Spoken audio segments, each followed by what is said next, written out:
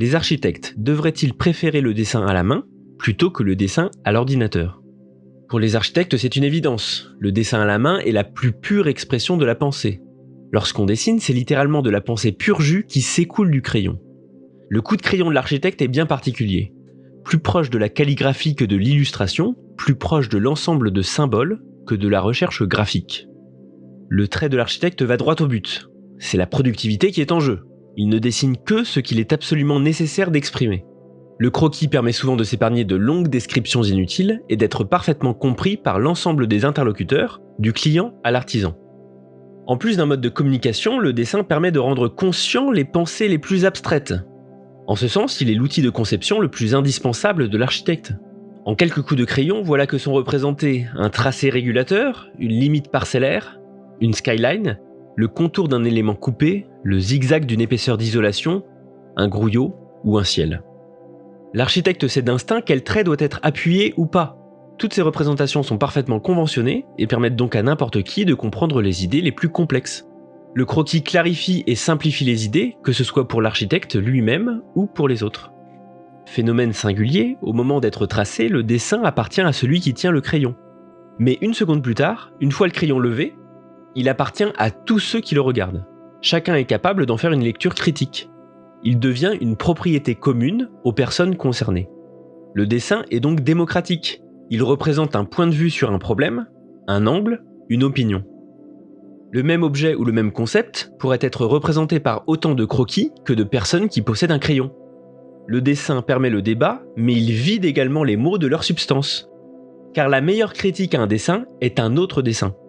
Si une critique est émise vocalement, elle n'a aucune valeur si elle n'est pas immédiatement accompagnée de son équivalence griffonnée. Le croquis est un débat dont le crayon est le médiateur. Êtes-vous déjà entré dans une agence d'architecture?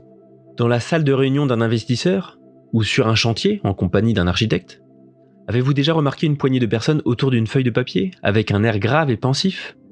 Une décision est en train d'être prise, une difficulté est sur le point de trouver sa résolution, le débat va être tranché en faveur d'une option. Le dessin à la main, pratiqué en solitaire, permet également de rendre conscientes certaines idées nébuleuses. Il rend clair ce qui était incertain dans notre tête. Coup de crayon par coup de crayon, une image apparaît. Lorsqu'on est seul, on revient souvent en arrière. Vais-je dessiner ce trait comme ça? Non, ça ne convient pas, je vais plutôt dessiner de cette manière. Ces moments de création sont merveilleux, on se critique soi-même, mais on se pardonne nos propres erreurs et on va de l'avant. On progresse très vite. Parfois, une solution qui paraissait efficace dans notre esprit ne fonctionne pas du tout une fois couchée sur le papier. C'est le jeu des essais et des erreurs. Car il faut avoir fait toutes les erreurs pour pouvoir affirmer que son projet est le meilleur. D'autres fois, certaines marques sont tracées de manière involontaire. Certaines sont de bonnes surprises, d'autres de mauvaises. Est-ce l'inconscient qui serait pour quelque chose? Est-ce que certaines marques involontaires seraient tout de même justifiées par des motivations encore obscures? Prudence.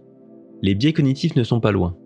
Certes, chaque muscle du bras n'a pas besoin d'être spécifiquement dirigé pour dessiner une ligne tortueuse. Il suffit d'imaginer une fraction de seconde en amont comment va se placer la ligne sur le papier pour que la main exécute le mouvement approprié. Pourtant, certaines fois, la main dérape. Peut-être un manque de compétences, un manque de pratique ou bien la fatigue de la charrette. C'est difficile à entendre, et je m'en excuse, mais les architectes ne sont pas des machines et font parfois des erreurs. C'est peut-être pour lutter contre ces erreurs que nous nous sommes tournés vers les ordinateurs. Nous avons besoin d'être exacts, car nous engageons notre responsabilité au travers de nos dessins. La plus faible esquisse se doit d'être tout de même justifiée. Alors, qu'en est-il de l'ordinateur? Une machine s'adapte-t-elle à la pensée? Non. Une machine permet-elle d'exprimer simplement des idées d'architecture? Non. Mais elle peut faire tellement plus. L'ordinateur ne s'adapte pas à la pensée, il devance la pensée. Plus exactement, le logiciel est un outil complexe et élaboré qui anticipe les besoins liés à la pratique de l'architecture. C'est la lourde tâche des programmeurs. Aujourd'hui, avec le BIM, les programmes tels que Revit ou Archicad anticipent tellement la phase de construction qu'ils limitent énormément la pensée. Lorsqu'on ignore les astuces ou les hacks pour assouplir le programme, la conception par ordinateur peut s'avérer difficile. Les logiciels BIM freinent la créativité. Il faut saboter le programme pour libérer l'esprit. C'est un acte de résistance. Logiciel. Je t'ai dessiné un mur, mais sache que pour moi ce sont des poteaux. Programme. Tu préfères lorsque la dalle est posée sur le mur, interrompant celui-ci, Mais dans ce cas, c'est l'inverse, la façade est continue et c'est la dalle qui est fichée dedans. Louis Kahn dialoguait avec des briques. Briques, que veux-tu ? Aujourd'hui, nous débattons avec des machines. Heureusement, les logiciels BIM ne sont pas les seuls programmes destinés aux architectes. Le processus de conception est composé de différentes étapes, et c'est lorsqu'on entre à ce niveau de détail que la machine peut apporter sa valeur. Évoquons Ladybug et Honeybee, des plugins de Grasshopper. Ces programmes permettent d'étudier l'effet du soleil de manière incroyablement précise. Lorsqu'un architecte étudie le soleil, comment s'y prend-il ? Voyons voir, le soleil se situe plutôt au sud, il se lève à l'est, se couche à l'ouest, il est plutôt bas en hiver, haut en été, plutôt faible en hiver, plutôt fort en été. Bon, maintenant ma façade, elle est orientée sud-sud-ouest, elle a un vis-à-vis à 12 mètres de distance. Bon, je vais simplifier, donc c'est une façade sud, donc je vais la protéger du soleil. Et pour le vis-à-vis, je sais pas trop. Quand on donne ce cas de figure à analyser par un programme, la machine nous apprend que le soleil ne se comporte pas de manière homogène sur l'ensemble de la façade. Naturellement, en bas, la façade est moins irradiée par le soleil qu'en haut. Il faudra donc plus se protéger en haut qu'en bas, au risque d'avoir des locaux inhabitables dans les derniers étages. L'architecte seul a tendance à répondre à un problème donné à l'aide de sa culture personnelle. N'étant qu'un humain, il simplifie les problèmes trop complexes, jusqu'à parfois commettre des erreurs graves. Vous pourriez me répondre que les calculs complexes ne sont pas du ressort de l'architecte, mais de celui du bureau d'études, qui a donc pour mission de vérifier la pertinence du dessin du concepteur. Mais malheureusement, la dynamique de travail entre architecte et bureau d'études est telle que ces derniers ne se posent jamais en force de proposition sur des questions aussi globales. Peut-être est-ce la faute des architectes, qui ne supporteraient pas que leur dessin soit remis en question par des ingénieurs. Peut-être les bureaux d'études sont systématiquement consultés dans l'urgence et n'ont pas le temps de formuler de propositions.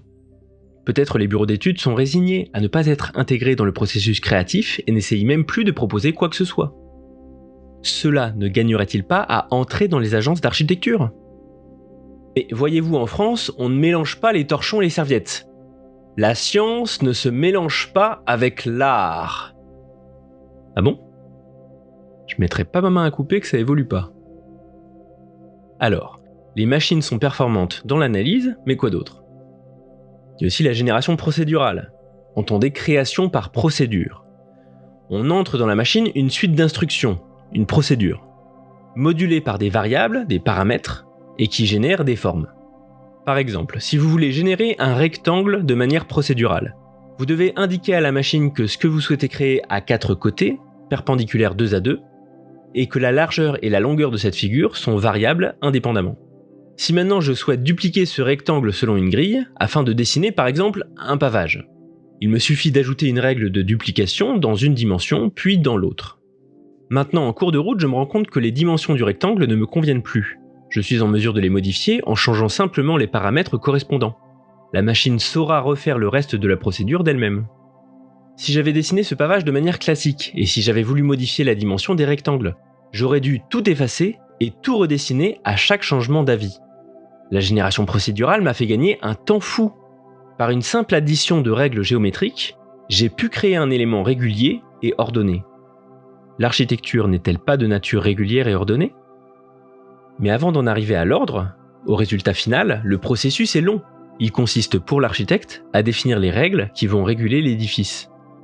Au cours de ce processus, le concepteur et l'ordinateur vont échanger selon la boucle suivante, qui peut s'apparenter à un échange épistolaire. Un protocole est entré dans la machine par l'architecte, la machine le lit et propose une réponse. Cette réponse est analysée par l'architecte qui en fait une lecture critique. Chère machine, le rectangle que tu m'as dessiné ne me convient plus. Je me vois contraint de te demander de le changer en losange. Prends soin de toi. Cher concepteur, ne t'inquiète pas. Je te joins une nouvelle proposition. J'attends ton retour avec impatience. Dis-moi si ça te convient. Si la proposition de la machine ne correspond pas aux attentes du concepteur, il faut modifier le protocole ou faire varier les paramètres, puis demander à la machine un nouveau calcul. Si la réponse correspond aux attentes du concepteur, on peut passer à l'étape suivante. Ces boucles sont appelées itérations. On comprend que plus l'itération est rapide, et plus la conception est efficace. Présenté de cette manière, on pourrait se demander « mais pourquoi faire plusieurs essais à une machine pour obtenir un résultat que de toute façon on attend ? Pourquoi ne pas dessiner ce qu'on attend directement ?» Eh bien, pour commencer, les projets ont une fâcheuse tendance à évoluer. L'attente de l'architecte vis-à-vis de sa machine peut donc également évoluer. Ensuite, la génération procédurale demande à ce que l'ensemble des règles de dessin soient parfaitement explicites, pour que la machine comprenne ce qu'on veut. Ce n'est qu'une machine après tout. Cette explicitation permet de clarifier sa propre pensée et permet de rendre conscient certains choix que l'on n'avait pas remis en question auparavant. De cette manière, la conception assistée par ordinateur permet de sous-peser chaque décision qu'on prend. En peu de temps, bien moins que si l'on devait dessiner chaque option à la main, on peut explorer de nombreuses solutions possibles et en analyser les avantages et inconvénients. La comparaison entre les différentes options possibles est un excellent moyen pour trouver la solution la plus juste. Gardez en tête qu'il n'y a qu'en posant les bonnes questions qu'on obtient les bonnes réponses. L'ordinateur n'est qu'un supercalculateur, un interlocuteur autiste.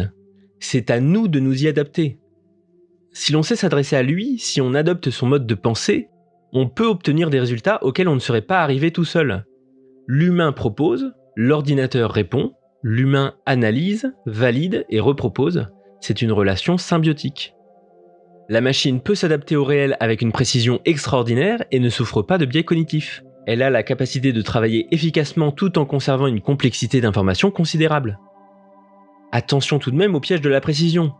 L'ordinateur peut certes dessiner de manière précise, mais une précision à outrance n'est qu'une perte de temps. Il ne faut pas avoir peur lorsqu'on commence une esquisse d'être un peu approximatif. C'est une erreur de vouloir absolument tout dessiner de manière exacte dès le début. La précision, elle est nécessaire, mais pas au début. Après tout, si l'on avait commencé à dessiner au crayon, la précision n'aurait pas été notre préoccupation. Il ne faut pas avoir peur de modéliser à l'ordinateur comme on l'aurait fait à la main.